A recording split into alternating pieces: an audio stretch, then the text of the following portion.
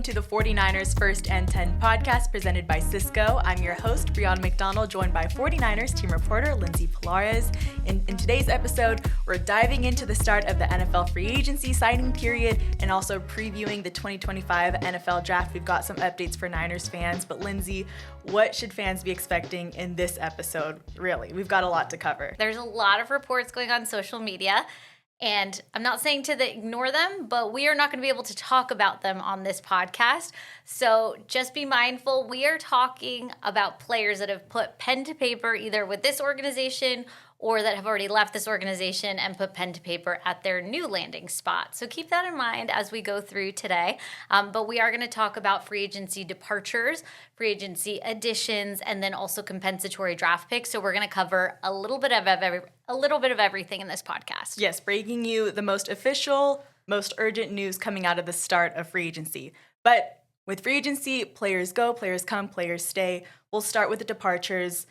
Most pressing, wide receiver Deebo Samuel has been traded to the Washington Commanders in exchange for a 2025 fifth-round draft choice. Lindsay, what does this mean for the Niners organization and really the wide receiver room moving forward? The wide receiver room is going to look a lot different in 2025. I think that's obvious. This Deebo Samuel trade has been all over every X timeline, the news, every TV broadcast. For really, I want to say, since the Combine, when John Lynch was able to really first express Deebo Samuel's desire for a trade.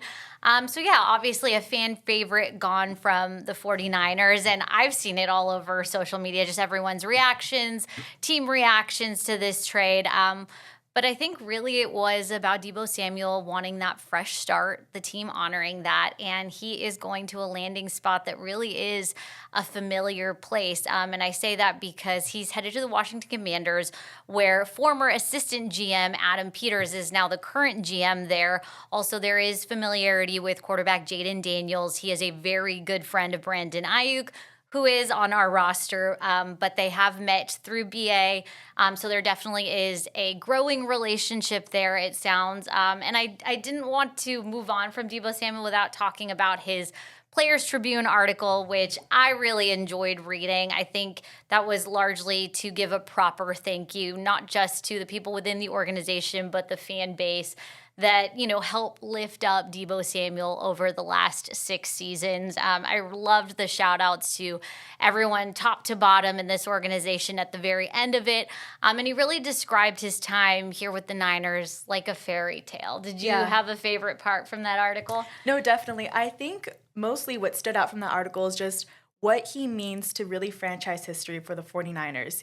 He was a huge part of the Niners' identity for these 6 seasons. I mean, his 2021 season really stood out, earning AP First Team All-Pro honors and his first Pro Bowl selection. He was a fan favorite throughout the Niners' entire lore for these past 6 years. So it's really big for the fan base and really big for Deebo Samuel, too, with his fresh start. Yeah, and he popularized the term wide back. He really was that do-it-all wide receiver. Like you mentioned, 2021, a very productive year for Deebo Samuel. Also a 2-time captain on this team, so I know a lot of people are going to be missing him. And he's also joined by Kyle Juszczyk, a fullback who has spent the last 8 seasons with the Niners. He has been released, and also another fan favorite, I would say. Yes. I mean, I think what I'm going to miss most and what the faithful are going to miss most is hearing that juice echoed throughout the stadium for almost every single game at Levi's Stadium or even on the road. A fan favorite really globally for the faithful. But yes, originally drafted by the Baltimore Ravens in 2013, but came in the first round of free agents under Kyle Shanahan and John Lynch when they came into the Niners regime in 2017. Has had an amazing stint with the 49ers, earned his 9th consecutive trip to the Pro Bowl this past season. So a staple in the backfield for the Niners. So that's going to look a lot different with Deebo Samuel and Kyle Juszczyk out of the mix. We're going to have a lot of questions moving forward for the backfield. And yeah, Kyle Juszczyk was definitely a playmaker for the Niners, a lead blocker, but also was a really effective ball carrier, a really, really reliable pass catcher. So yes, there is going to be some configuration on that offense, and I think we'll get a better look at what that looks like depending on, who puts pen to paper as a free agency addition as we progress through this free agency period that really extends several weeks. So more moves to come, obviously. Yeah, I think with Kyle Juszczyk and Deebo Samuel, they really gave the Niners an identity for what they look for in players, and we could use this template as we look at the draft moving forward. The Niners really like those players who are versatile and can do it all. Deebo Samuel, like you mentioned, did it all with the wide back. Kyle Juszczyk could fit in almost every position. I think he was punting or holding kicks at one point too. Yes, he was an emergency quarterback, an emergency punter, and I think like second in line as emergency kicker. So on top of just being a do-it-all weapon, he also had many emergency roles on this team. So we definitely appreciate that about him. So two players who can serve as really great templates on who the Niners could look for in this upcoming draft. But also released was defensive lineman Malik Collins and defensive lineman Javon Hargrave. What do you have to say about these two players who are now no longer with the team? I think one of the themes of this free agency, right, was creating that financial flexibility, getting a little bit younger, and it looks like it really is a near fresh start with that defensive line. And those were two players that were going to be a high cost, so that kind of explains their exits. Also wanted to call attention to cornerback Charvarius Ward, spent 3 years with the Niners as well. He was an unrestricted free agent, went on to sign with the Colts, also moving on. And I do think fan favorite as well, despite his short time here. Really, really productive 2023 season. Led the league in passes defense with 23 that year, 6 interceptions, 1 return for a touchdown against the Arizona Cardinals to help the Niners win the West. I think that's a memory that really sticks out in my head because it just was such a cool game. On Friday, March 7th, earlier before we recorded this episode, the Niners claimed cornerback Trey Tomlinson off of waivers from the Los Angeles Rams. He was originally drafted by the Rams and spent 2 years there. He appeared in 15 games, registered 5 tackles, 8 special teams tackles, so it looks like he could also be a special teams ace.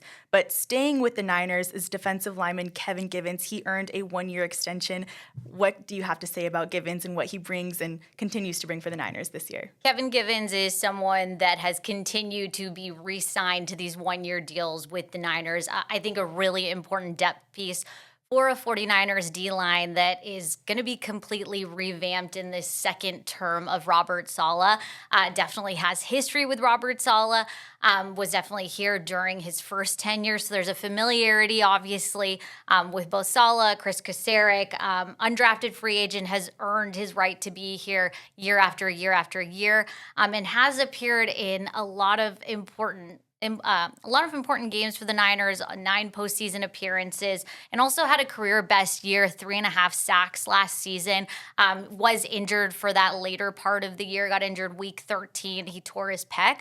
But, I think we're going to expect what we've seen from him, and that's consistently just adding that depth to the 49ers D-line. Yeah, and it seems like he keeps on stacking his years on top of one another, especially with his career high 3.5 sacks last season. So excited to see what's to come with Kevin Givens. But the 49ers also tendered a 1-year contract to restricted free agent running back Jordan Mason. What exactly does a tender mean in this scenario? Yeah, so I think got my first real experience with a second-round tender, which is what Jordan Mason has received last year with Juwan Jennings. So basically what it means is he is a restricted free agent, so that allows the 49ers to match any offer of a team that wants to pick up Jordan Mason and then keep him, or if they do opt to let him go, the team that signs him has to give them a second-round draft pick. So it really does work out well for the Niners. If it works out for Jordan Mason to stay here, he will be well compensated. So it is just an interesting kind of little deviation from a normal free agent that is not restricted. And he was one of 2 restricted free agents for the Niners. Curtis Robinson was the other, and he also got a deal today. Yes, definitely. And he was the Walter Payton Man of the Year. I'm excited to see him in the building for another year. Now let's talk NFL draft. Speaking of that second-round draft pick with Jordan Mason, some news came out today for Niners fans with compensatory picks. Lindsay, can you explain the difference between what a special compensatory pick is versus just a regular compensatory pick? Yes, a special compensatory pick is awarded to teams that help develop talent in-house that results in an executive, something like a GM or talent developed in-house on the coaching side. The Niners had 2 of those right after the 2022 season. Former defensive coordinator DeMeco Ryans went on to be the head coach of the Houston Texans. And then Ryan Carthon, who was the director of pro personnel here formerly, went on to be the GM of the Tennessee Titans. And so for that reason, the Niners earned a special compensatory pick along with 3 regular compensatory picks. And they are tied for the most awarded in the league. Nice. So if we take a total look at what our draft picks look like this year with those compensatory picks, looks like we've got 11, 1 in the first round, 1 in the second round, 2 in the third round, 2 in the fourth round. One of those is the special compensatory pick plus another compensatory pick. 1 in the fifth round, that came from the trade for Deebo Samuel with Washington, or the trade for Deebo Samuel with Washington, and 1 sixth round pick. There's 3 in the seventh round. 2 of those are compensatory. So it looks like we've got a lot stocked up in the draft, and it's easy to see that because it looks like the 49ers want to get younger in the upcoming year. We've talked about that a lot on this podcast. There's a lot to expect in the draft this year. What are some of your mainstays, or what are you looking for in the draft this year? What do you think the Niners are going to do with all these picks? I certainly think that there is a heavier need on defense at this point. The defensive line is going to need a revamp.